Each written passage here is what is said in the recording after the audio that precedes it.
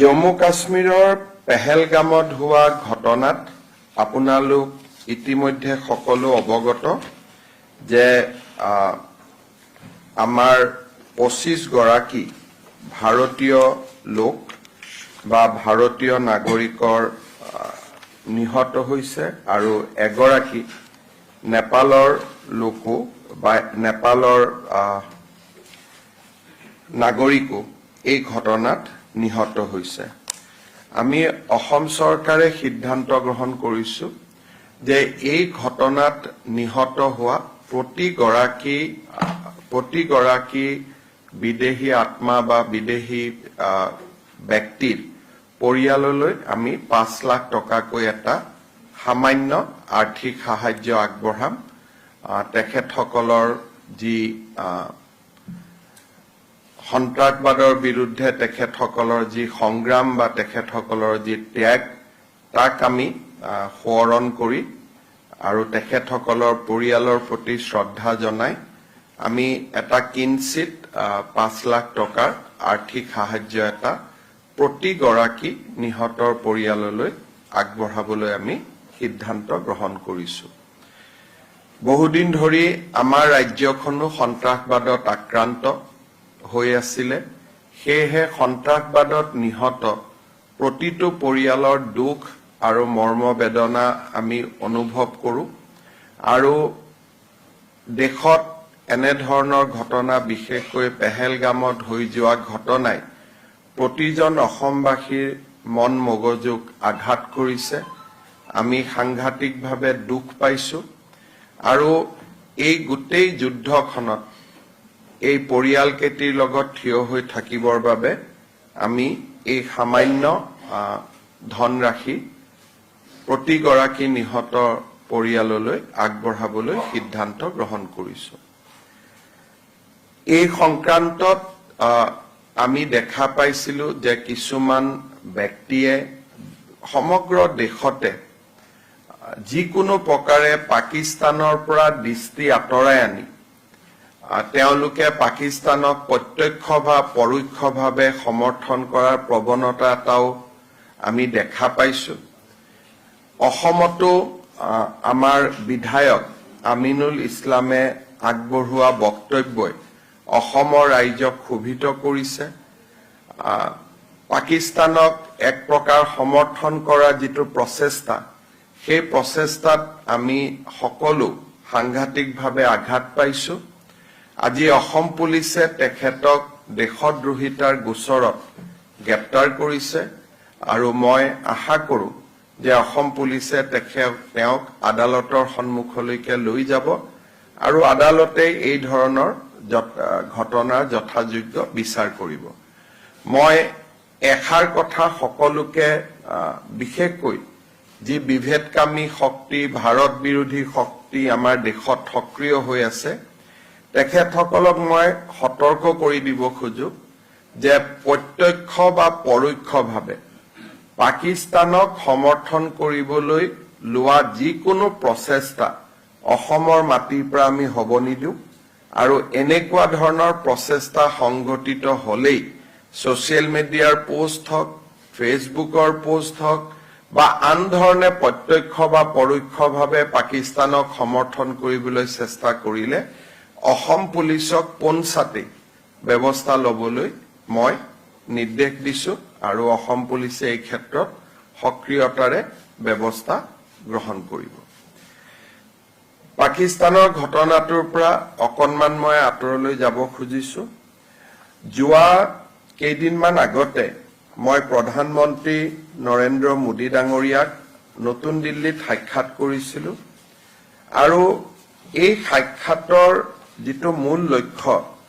সেই মূল লক্ষ্যটো আছিল যে আমি ভূপেন হাজৰিকা ডাঙৰীয়াৰ ভাৰতৰত্ন ভূপেন হাজৰিকা ডাঙৰীয়াৰ জন্ম শতবাৰ্ষিকী যাতে সুন্দৰভাৱে বছৰজোৰা কাৰ্যসূচীৰে আমি অনুষ্ঠিত কৰিব পাৰোঁ। প্ৰধানমন্ত্ৰী ডাঙৰীয়াই অসম চৰকাৰৰ এই প্ৰচেষ্টাক শলাগিছে আৰু তেখেতেও কেইটামান পৰামৰ্শ দিছে যে কেনেকৈ এই গোটেই বছৰটোক আমি ভূপেন হাজৰিকাৰ কীৰ্তি ভূপেন হাজৰিকাৰ অৱদান ইয়াক ৰাষ্ট্ৰ মঞ্চলৈ লৈ যাব পাৰো আৰু তেখেতে নিজে 8 ছেপ্টেম্বৰত এই আৰম্ভণি অনুষ্ঠানত মুখ্য অতিথি হিচাপে যোগদান কৰাৰ বাবে তেখেতে আমাক প্ৰতিশ্ৰুতি দিছে খুব কম দিনৰ ভিতৰতে আমি ৰাজ্য চৰকাৰে উদযাপন সমিতি ঘোষণা কৰিম আৰু ইতিমধ্যে উদযাপন সমিতিত যোগদান কৰিবলৈ মই উত্তৰ পূৰ্বৰ মুখ্যমন্ত্ৰী সকলকো আহ্বান জনাইছো আৰু মই ভাবো যে আমি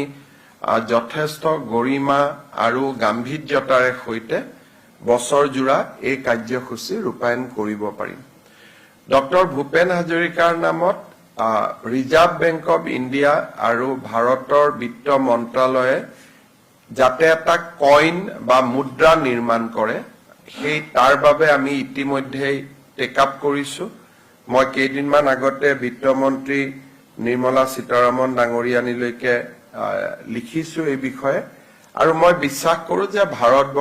ভাৰত চৰকাৰে জন্ম শতবাৰ্ষিকীৰ সময়তে ভূপেন হাজৰিকাৰ প্ৰতিচ্ছবিৰে সৈতে এটা কইন বা মুদ্ৰা প্ৰকাশ কৰিব বা আমি উন্মোচন কৰিব পাৰিম সেই বিশ্বাসো মই ৰাখিছো জন্ম শতবাৰ্ষিক সম্পৰ্কত আমি বিভিন্ন ব্যৱস্থা হাতত লম সেই বিষয়ে সময়ে সময়ে আপোনালোকক মই জনাই থাকিম নতুন দিল্লী ভ্ৰমণৰ সময়তে দুটা গুৰুত্বপূৰ্ণ প্ৰকল্প এটাৰ আধাৰশিলা আৰু এটাৰ উদ্বোধন কৰিবলৈ প্ৰধানমন্ত্ৰী ডাঙৰীয়াই সন্মতি প্ৰকাশ কৰে প্ৰথম আধাৰশিলা স্থাপন কৰিবলগীয়া প্ৰকল্পটো হৈছে ৭৫০০ কোটি টকা ব্যয় কৰি গুৱাহাটীত নিৰ্মাণ হ'বলগীয়া ৰিং ৰোড এই ৰিং ৰোড গোটেই ব্যৱস্থাটোত এটা বিশেষ ইয়াৰ আৰু এটা অংগ থাকিব যে এই ৰিং ৰোডৰ পাৰ্ট হিচাপে নাৰেংগী আৰু কুৰুৱাৰ মাজত ব্ৰহ্মপুত্ৰৰ ওপৰত দলংখনো নিৰ্মাণ হ'ব এই গোটেই কাম বা গোটেই প্ৰকল্পটোত ৰাজ্য চৰকাৰে এক বিশেষ ধৰণে সহযোগিতা আগবঢ়াইছে এই প্ৰকল্পটোৰ বাবে ভূমি অধিগ্ৰহণৰ সম্পূৰ্ণ খৰচৰ 50% ৰাজ্য চৰকাৰে ব্যয় কৰিব ৰাজ্য চৰকাৰে ফৰেষ্ট ৰয়েলিটি আৰু জিএসটি এই দুইটাই আমি নিৰ্মাণকাৰী সংস্থাক উভতাই দিবলৈ সিদ্ধান্ত গ্ৰহণ কৰিছো অৰ্থাৎ এই প্ৰকল্পটোত ৰাজ্য চৰকাৰৰ আনুমানিক কন্ট্ৰিবিউশন 1000 কোটি টকাতকৈ বেছি হ'ব ভাৰত চৰকাৰেও এই প্ৰকল্পটোত ভাইবিলিটি গ্যাপ হিচাপে প্ৰায় 3000 কোটি টকা ব্যয় কৰিব আৰু এই গোটেই প্ৰকল্পটো 7500 কোটি টকাৰ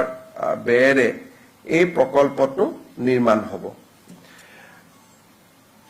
8 ছেপ্টেম্বৰ তাৰিখে প্ৰধানমন্ত্ৰী ডাঙৰীয়াই নুমলীগড় ৰিফাইনেৰীয়ে নিৰ্মাণ কৰি থকা যেটো বায়ো ৰিফাইনেৰী আছে সেই বায়ো ৰিফাইনেৰীটোৰো শুভ উদ্বোধন কৰিব আপোনালোকে জানে যে এই বায়ো ৰিফাইনেৰীটো 10600 কোটি টকাৰে নিৰ্মাণ হৈছে